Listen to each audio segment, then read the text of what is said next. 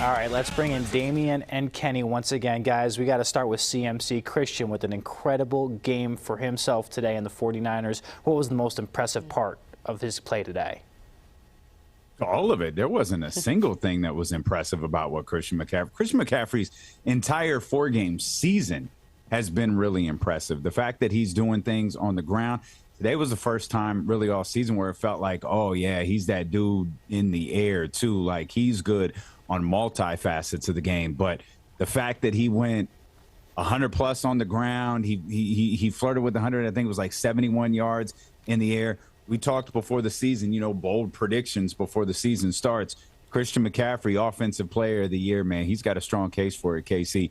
And, it's always fun before we get late in the season to talk MVP, which ultimately goes to the best quarterback. But he's going to be in that conversation as we move along here. He's going to be in the conversation, Dame. He's got a real shot to win it. Like, he really does. Like, the way that he's playing, the way Kyle Shanahan features him in this offense, he's got a shot to do this thing, man. And Jake asked, what's the one thing that stood out to me? It's the fact that they didn't have an answer for Christian McCaffrey, and Kyle Shanahan said, we're not going away from that. And that must be a helpless feeling if you're the Arizona Cardinals in that defense, to know that this is the guy that they're going to continue to go to. We can't stop him on the ground. We can't stop him in the air.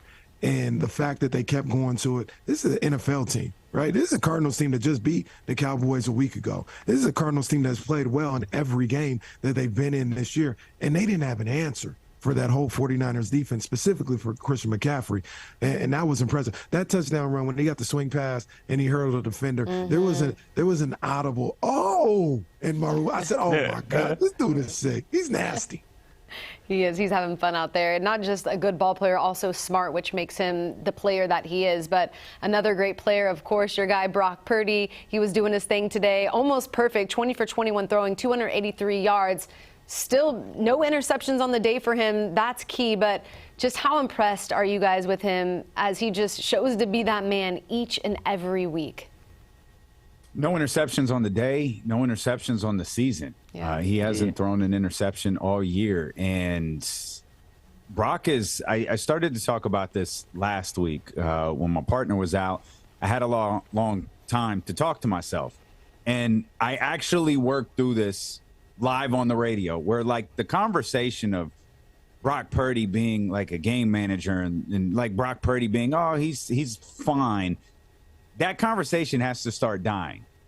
Like, you got to start talking about Brock Purdy as one of the upper echelon quarterbacks in the NFL. I'm not saying he's top 5 right now. I'm not saying he's top 6.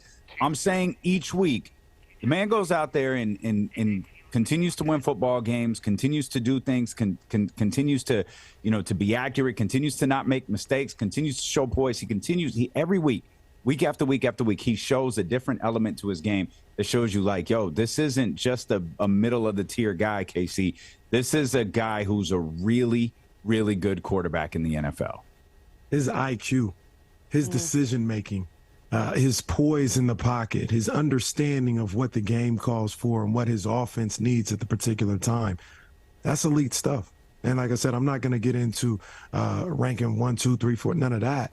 But I know he's top tier, like you just mentioned, because as a 49er fan, I watch him play, and I'm never worried about his decision-making. Never. Not once. He drops back. He gets the ball. It's play action. He's looking downfield. I know 9 times out of 10, and really it feels like 10 times out of 10 if we're being honest, he's going to make the right decision. And that's something that's invaluable for somebody that's watching the game. What do you think Kyle Shanahan feels, as a coach, where he knows, like, it doesn't matter what's going on. He's not going to blink, and he's always going to make the right decision. It's invaluable, man. All right, guys, we got one quick one for you at the Raiders, all right? Josh Jacobs saying after the game he's done losing. He doesn't want to deal with it, all right, anymore. AOC didn't lead him to a win today. What's got to change in Vegas? What's got everything? Josh Jacobs tired of losing? Okay, bro, run. I'm a Josh Jacobs guy, bro. Do better. Like you say, you're going to go out there and stop losing? Ain't it? The coach needs to change. The starting quarterback needs to change, not the one that started today, but the one that was scheduled to start today. All of that needs to change. And if Josh Jacobs thinks that's going to change within the only reason this game was close, don't let that little late interception fool you, KC. The only reason this game was close is because the only individual in the league uniquely qualified to talk about how bad of a coach Josh McDaniels is Brandon Staley, because he might be equally as bad as Josh McDaniels is as a head coach. That's hilarious. This team was terrible. 1 first down on the day, KC. One third down conversion, on the entire day. 1 third down conversion, and that was it. Nah, they didn't look good for much of that game. But I'll tell you this. I'll give Raider fans, I'll give Sarah a little hope. Because remember 2 years ago with the 49ers, they struggled. And I was like, look, man, if they can get off the field on third down, and if they can stop turning the ball over, they can win some games. They got off the field on third down. They stopped turning the ball over, and they won like 9 straight games. I'm not saying that's what the Raiders are going to be able to do. Good, because you'd be lying to everybody. If you look at these last 2 games, but they turned the ball over 6 times in 2 games, 5, 6 times. Take care of the football. And they're not getting bailed out every time they turn it over. When they turn it over, the other team is scoring at will. Take care of the football, and maybe you can change your fortunes on the field. At least we got our first interception of the day. We appreciate y'all coming on not each and every week, because it's been a minute, so I already know y'all are going to come for me if I say that, but it's been so nice having you guys what back I'm really today. coming for you for is that you put Taylor Swift in the open. What was the point of that? Why did you put Taylor Swift I was like, in why the are you open of this playing? show? I said it to him. I was like, why are we playing into this? Because Y'all are The thirsty. story in sports. Y'all are so Sports. thirsty. Stop it. Stop it. appreciate you both. We miss you so much, okay? Here you guys, ESPN 1320, Monday through Friday, noon to 4. You already know the drill. Yeah, straight up.